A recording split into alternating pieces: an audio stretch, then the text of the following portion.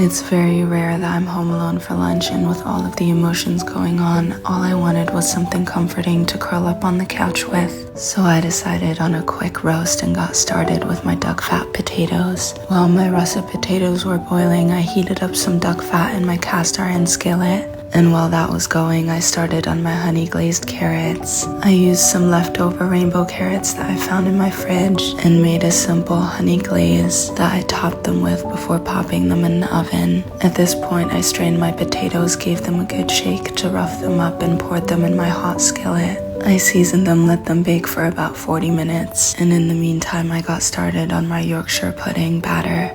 I combined some flour and eggs, gave that a good mix, added some milk, and made sure that was all combined before setting it in the fridge for about 40 minutes. Gave my potatoes a flip and popped them in for another 30 minutes. Personally, I love a boiled Brussels sprout, so I did that before starting on searing off my chicken. I basted it in some butter before placing it in the oven for about 10 minutes. Spooned my batter into my hot oil and let those rise in the oven. In that same pan, I made my gravy, started my roux, and then whisked in some stock before letting it simmer. I seasoned my Brussels sprouts, pulled out my Yorkshire pudding, and it was time to plate. I love filling my plate and topping it with a lot of gravy, and this was absolutely stunning.